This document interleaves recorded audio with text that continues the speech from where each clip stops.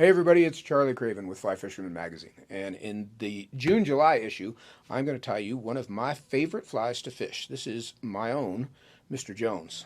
This is an extended body foam skating Cranefly adult pattern. It's fun to tie and it's fun to fish, and I'm going to walk you right through it right now, so check it out. All right, I'm about to tie for you a fly I call Mr. Jones from an old Counting Crows song. And this is an adult crane fly, a skating adult crane fly pattern that sort of, obviously loosely based off my Screaming Banshee pattern. But this is the single best skating fly I've ever fished, and God, so fun to fish. Adult crane flies sort of skitter and hop across the water, and this fly does exactly that, like nothing else you've ever seen. Just super fun to fish with. And we've got a pretty accurate representation here. So without further ado, we'll start to whip one up here. So what I've got in my vise right now is a sewing needle, and I'm going to take some, this is 8-aught Vivus, sort of wood duck color or cinnamon color. E12 is the number. And I'm going to start my thread here pretty close to the end. And I'm going to wrap up this needle to sort of open even spirals to whatever length I want my body to be. Let's just match them up to this one I tied, so I'll just use that to measure. I'm going to go just a bit more here. So darn near the full length of the needle. Pull that a little bit. I'll tie a full-size grande, and I'll bring that thread back to the front again. And then for the body here, I'm going to take a piece of cinnamon colored fly foam, or thin fly foam I should say, and I've got this cut. It's a 3mm thick piece, and I've sliced off a piece that's about 2mm wide, and I'm going to tie this down about a third of the way up. No, I'm not. That was a trick to see if you were paying attention. Once I've got that thread base on there, I'm going to tie this piece of yarn to the hook shank. And again, this helps us to get this off the needle. If you tie it directly to the needle, it's really hard to get off. So I'm going to take about a half a strand of brown McFly foam here. And again, any kind of yarn will work here. I'm going to tie it down the full length of the thread base.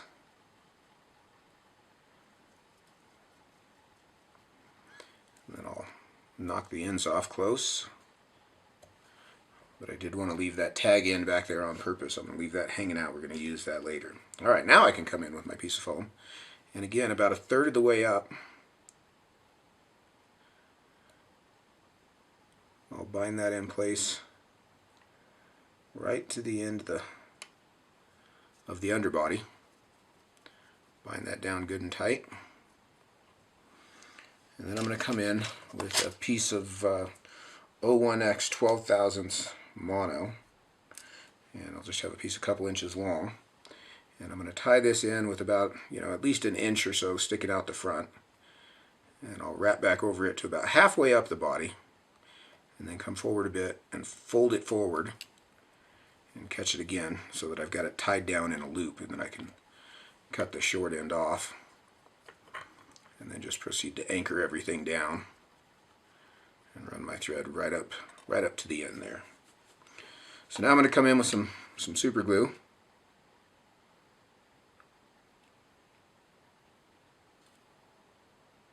And I want to get all the way around this underbody with as thin a coat as I can manage, which is never quite as thin as I like. So I usually get a little more on there than I really want, and then I'll just take a scrap of foam and kind of wipe off the extra. Alright, so now we're going to start to build the body. And the trick to building this body is I'm going to wrap this foam under tension with pretty closely overlapping turns. And you can see I can kind of control the shape of the body by the spread of those turns. I can kind of start to spread them out a little bit more here as I get to the front. I've got a little extra glue there. It's just good to keep that scrap handy. To taper it down a bit toward the front here. One last turn. And I'll come up and tie that off again, I'm going to wipe that extra glue out just so it doesn't get on my scissor blades here when I go to trim this off. Trim that off as close as I can. Just sort of smooth that out a bit. And then I'll just do a hand whip finish here, right over that tie off and that glue. And then again, always make sure you wipe your blades off. And you can see that body is sort of a reverse taper. It's fatter at the back end than it is at the front end. And again, without delay, I'm going to grab that body and kind of start to give it a twist and sort of unscrew it off of the needle. And I glued too much of that down, so we've got to cut that out. So once we've got that off the needle, I can pull that end thread out, trim that off, and we've got this nice little extended body. And that's all glued together from the inside. So that thread on the inside was just to kind of hold those pieces there until we got them glued down. Alright, now I'm going to get rid of my needle. And I'm going to come in with a Tiemco 2487 in a size 12. Since we're tying a big one. And the 87 is important. You want to hook with the down eye here.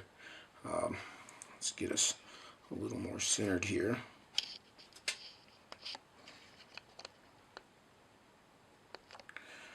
So that Tiemco 2487 has got the down eye, and the down eye is important for helping to get the fly threaded, because that wing is going to extend out over the top, and also with getting the fly to skate the way we want it. So now I'm going to come in with some some Semperfli 18-aught nano silk in brick beige. This is 30 denier GSP thread. And I'm going to start this just up behind the hook eye. I'm going to make a thread base back to around the point of the hook, and then back up to the hook eye, and then honestly right behind the hook eye, sort of build a little thread head there just to make sure that hook eye is all closed up, and create a little bump there so that when I tie the wing in, or the forward-facing wing, I've got something to sort of prop that up a bit. Now for the wings on this one, this is bleached moose body hair. It's sort of a golden tan color. It's beautiful stuff. And I'm going to take a pretty good sized clump of this. You know, on a big fly like this, I want a nice healthy clump. So I've cut off a big chunk. And I'm going to clean this out, just like you do, you know, any deer or elk. And clean all the underfur out.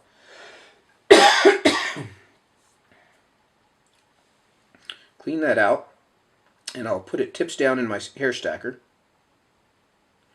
One of the nice things with moose is it's a really nice straight hair. It's pretty easy to stack, so it's not going to take a lot of pounding to get it straightened out.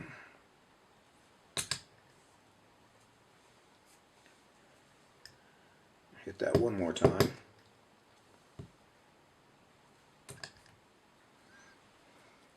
So I've got a nice thick bundle, all nicely stacked. And I want this, let's see, find our body here, about the same length as the body. And what I'll do here is I'm going to lay this in with the tips facing out over the hook eye. I'm going to put 2 turns around it, and then I'm going to flare that hair toward me. And this is where this Semperfli Nano Silk is important. This thread's super strong, very small, and I can flare that hard moose hair with it, really with no risk of breaking the thread.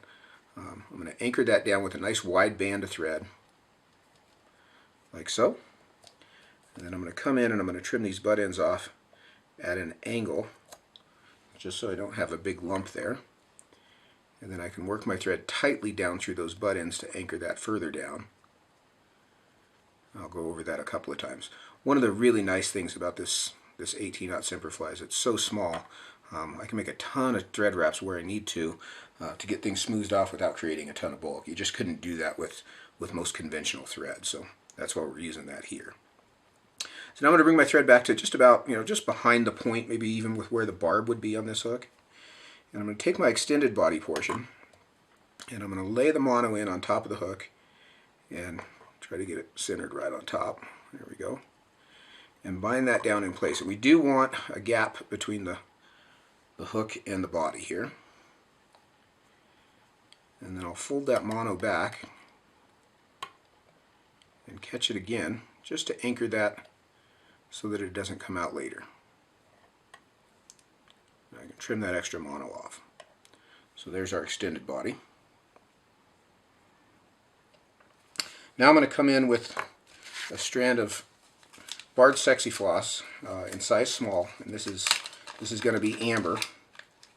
And we'll use that one right there. And I'm going to lay this in just in front of where I tied that mono down. And I'll take half of it back along the far side of the hook and let it dangle. And then catch it again here on the near side with the other half. So those are just dangling out the back. You know, one of the things I see on Cranefly patterns is everybody feels like they need to imitate those legs with the knots and knees and elbows and ankles and all those other pieces. I found they're probably not important at all, honestly, but the action of the fly is what does it. But in this case, we're just going to leave those, put these little legs in here. It just adds a nice little effect to it, but it's, you know, it's probably not the most important thing. No, it's certainly not the most important thing. So now I'm going to take another strip of foam that I've cut. Let's see here. It's about 3 millimeters wide. That's the thickness of the foam. And then I cut it about 1 millimeter thick. You know, 1.5. And I'm going to lay this in. Get the end cut a little more square here. Lay this in just behind the butt ends of that forward wing. I'm going to wrap over it right up to the base of those legs. And I'll just anchor that in place. I'm going to come in and dub the thorax, and we want, you know, again, when I come up with a fly, when I'm trying to match a bug, I always like to have the real thing. And I'm looking at a real cranefly. He's got a pretty bulbous thorax. So I'm going to take some cinnamon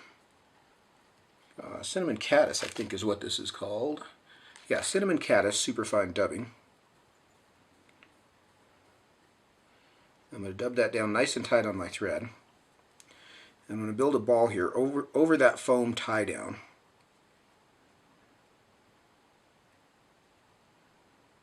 Like so. I'm going to add just a touch more there, just to fill out that front edge.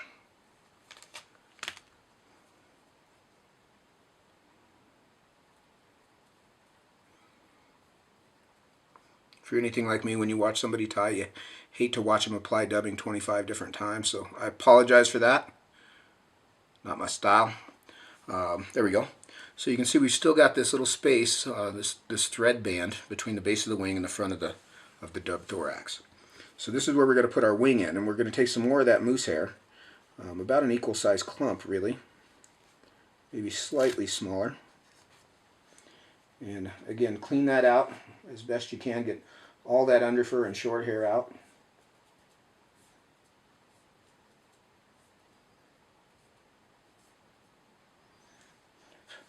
Put that tips down in my stacker, and we'll stack him up as well.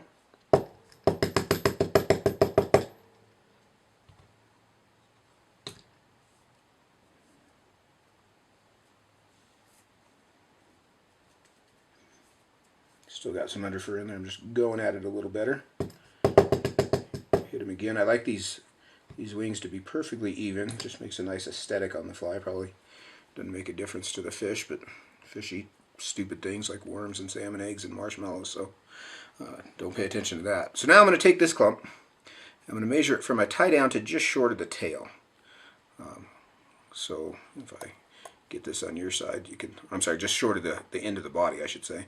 I'm using my thumbnail on my near side to sort of measure this, but you can see the length that I'm shooting for here. I'm going to bump myself just a couple extra millimeters there, because we're going to use the butt ends of this wing to help stand up the front wing. So I'm going to bring my thread right up against the base of the wing, and I'm going to lay this hair on top with the butt ends extending out, you know, I don't know, 1/4 inch, 1/8 of an inch over those tips. I'm going to put 2 turns around it and flare that hair in place right up on top. So it's like you do an X caddis. And you can see this moose hair is very hard, but what we're using is these stiff butt ends to sort of add some rigidity to this front edge for our skate. So once I've got that anchored in place, that hair is nice and flared, and you can see I did that with just, I think, 3 turns right there. That's owed to that super strong thread. That makes this job much easier, especially with this hard moose hair. I'm going to divide these wings into 2 equal clumps. And I just sort of part them with my fingers. You can see how I'm just sort of tugging on them, like so. And I'm going to pull my foam up in between those 2 wings. And with my thread still hanging in those butt ends, I'm going to bring it right straight up over the top and pull straight down on the thread. Get a couple, 3 turns. Don't go crazy here with your thread tension. That thin thread will cut your foam if you go too hard at it right off the bat. And then I'll come in and trim that piece of foam off. So you can see that's our divider on top now. And you can see how those butt ends are now pressed up against that forward-facing wing. So now I'll come in from the front. Usually put my thumbnail under here and kind of spread this out a bit. And I'll bring my thread up behind the hook eye. You can see I'm kind of working from the bottom here with a very short length of thread to wedge that thread, those thread wraps, right up against the front edge of that wing, like so. Then I'll come in and whip finish right up behind the eye. Trim my thread out. Spread his wings out a little bit again.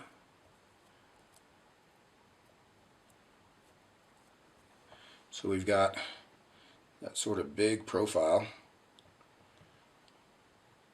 for the skate. Alright, so I'm going to leave these legs a little longer than the body. Just trim them off so that they're even.